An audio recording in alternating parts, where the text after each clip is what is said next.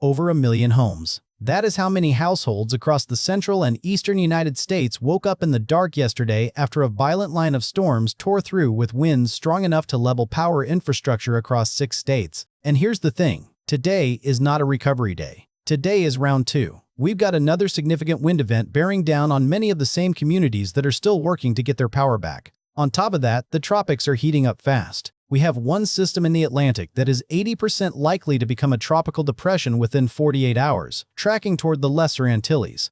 We've got a second wave right behind it that could bring a completely separate round of development near the Bahamas. And out in the Pacific, a system bearing down on Hawaii that's bringing real tropical storm impacts, possibly hurricane-strength gusts, to the islands. It's Wednesday. There is a lot to get through. Let's start with the damage from yesterday, because it was significant. Let's talk numbers first, because they tell the story of just how violent yesterday's storm system actually was. At the peak of the outage yesterday, we were looking at over 1.1 million homes without power across the affected corridor. As of this morning, that number has come down. We're sitting just below 800,000 homes still in the dark, but the state-by-state breakdown shows you exactly where the damage concentrated. Indiana is the hardest hit right now with roughly 297,000 homes still without power. Ohio follows with about 98,000, Kentucky is sitting at 59,000, Illinois has 156,000, West Virginia has 21,000, and Iowa, where this system first developed its real intensity, still has around 16,000 homes dark. The reason for outages at this scale comes down to one specific ingredient, a derecho-style setup, meaning a long-lived, fast-moving line of thunderstorms producing widespread, damaging straight-line winds across an enormous geographic footprint rather than isolated pockets. We logged more than 575 individual wind damage reports from this event. That is not a typical severe weather day. That is one of the more destructive wind events we've tracked in recent memory. And if you're in any of those hard-hit counties in Indiana or Ohio right now, I know the recovery is going to take time. Check on your neighbors. Check on elderly folks near you who may not have backup power or a way to stay cool. And don't forget your pets in this. Animals left in homes without power and without anyone checking on them are vulnerable too. A quick knock on a neighbor's door costs you nothing. Now here's the part that makes today particularly frustrating for a lot of these same communities. The threat isn't over. We've got another significant wind event developing today, and it's targeting a lot of the same ground that's still picking up the pieces from yesterday. The tornado threat today is centered on Illinois, Indiana, and Kentucky, though I want to be upfront that I think the dominant story today is going to be wind, not tornadoes. That said, don't dismiss the tornado risk entirely. The Storm Prediction Center has quick spin-up tornado potential flagged along the frontal boundary, and Colorado State University's probability guidance is actually showing multiple states along that front with legitimate spin-up potential. This isn't a zero-risk day for rotation, it's a wind-dominant day with tornado potential layered on top. On the wind side, watch closely for a possible upgrade to significant severe criteria across southern Iowa, northern Missouri, central Illinois, Indiana, southern Ohio, and Kentucky. That's a wide corridor, and it's largely the same corridor that just got hammered yesterday. Let's break this down region by region so you know exactly what to expect and when.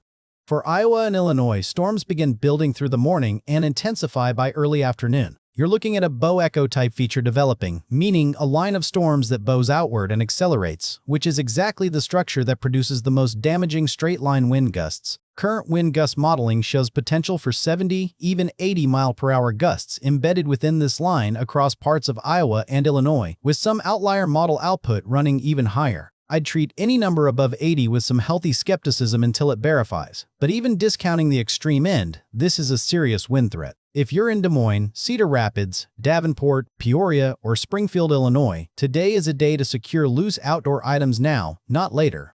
For Indiana and Ohio, the line pushes through from midday into the evening hours, carrying that same damaging wind potential with gusts likely in the 50 to 70 mile-per-hour range across a broad swath, with pockets running higher. Indianapolis, Columbus, Cincinnati, Dayton, and Cleveland are all in the path today. Given how many homes in this exact corridor are still without power from yesterday, an additional round of damaging winds today raises real concern about repeat outages and slower overall restoration timelines. If your power just came back on, be aware today could take it right back out. For Kentucky and West Virginia, the storms arrive into the evening hours as the line continues its eastward push. Louisville, Lexington, and Charleston, West Virginia should expect damaging wind potential tonight, continuing what has been a rough 48 hours for this entire corridor. For Nebraska and the Dakotas, a separate area of storm development fires up later tonight, bringing its own wind and hail threat. This is a distinct system from the main line moving through the Ohio Valley, and it's worth watching independently if you're in that region. Wind gusts here could also run into the 60 to 70 mph range in the strongest cells.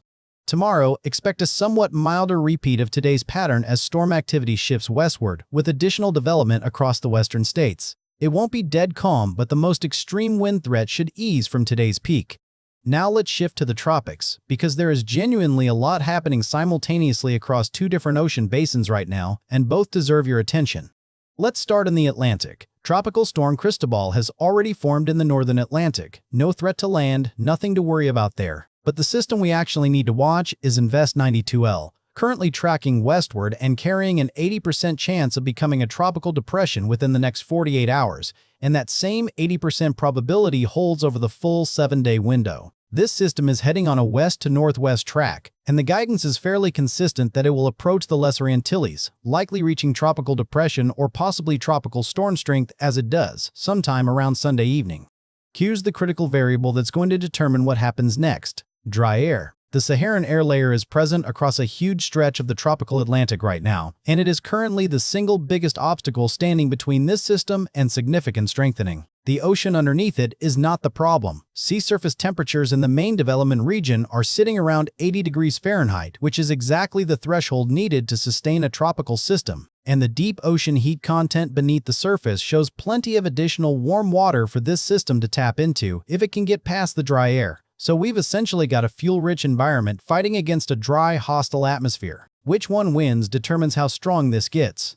The most likely scenario right now, based on agreement between the GFS, the European Ensemble, and AI-based modeling, has this system reaching the Lesser Antilles as a tropical depression, potentially fluctuating in and out of tropical storm strength, before continuing westward into an environment that becomes increasingly hostile due to dry air. In that scenario, expect winds on the lower end of tropical storm strength if it reaches that threshold at all, meaning sustained winds closer to 40 miles per hour rather than anywhere near major hurricane territory. Rainfall totals of 1 to 2 inches and wind gusts of 40 to 50 miles per hour are theistic range for the islands in its path.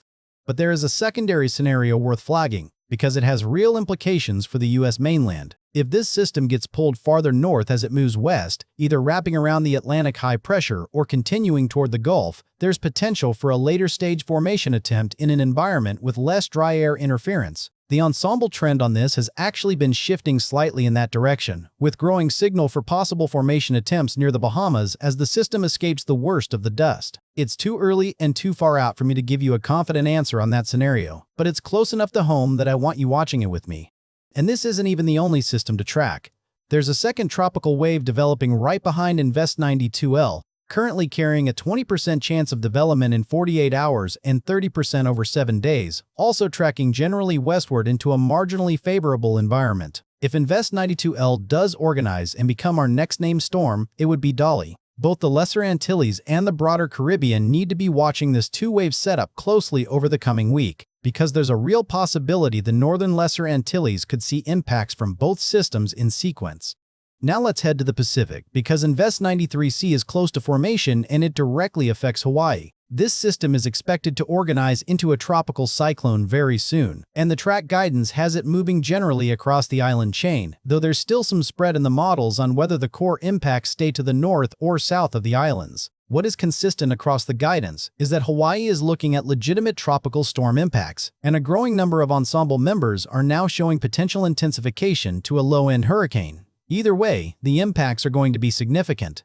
Rainfall totals could be extraordinary in spots. We're talking over a foot of rain in the heaviest bands, with widespread totals of 2 to 4 inches, and some areas potentially seeing 7 to 8 inches across the central and southern islands. Wind gusts are looking at a wide range depending on exactly how the track sets up, with the potential for gusts anywhere from 60 up to 90 or even 100 miles per hour in the strongest scenarios closest to the core.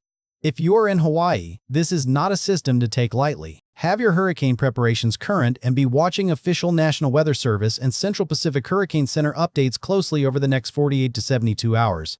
Let's bring this all together into what actually matters for you today. If you're anywhere from Iowa through Ohio and Kentucky, you are facing a second consecutive day of damaging wind potential on top of a system that already knocked out power to over 1 million homes yesterday. secure loose outdoor items, charge your devices in case power goes out again, and have multiple ways to receive severe weather alerts through this afternoon and evening. Isolated tornado potential exists along the frontal boundary, so don't ignore a tornado warning if one is issued for your area. If you're in Nebraska or the Dakotas, watch for storm development tonight bringing its own wind and hail threat, separate from the main Ohio Valley system. If you're in the Caribbean, particularly the Lesser Antilles, Puerto Rico, or the Virgin Islands, a tropical system is likely to bring rain and wind impacts by this weekend into early next week. Dry air should keep this from becoming a major threat, but tropical storm conditions are possible and worth preparing for. If you're along the Bahamas or the southeast U.S. coast, keep an eye on the later stage development trend in the ensemble guidance. It's not a confident forecast yet, but it's a scenario worth tracking as we move through the week. If you're in Hawaii, a tropical system is close to forming and headed your way with real rainfall and wind impacts, possibly reaching hurricane strength. Get your preparations finalized now. That's a lot of ground to cover today, and every piece of it deserves attention. We'll keep tracking the severe weather, both tropical systems and the ongoing power restoration efforts across the Midwest. Stay safe out there, check on your neighbors, and I'll have another update for you soon.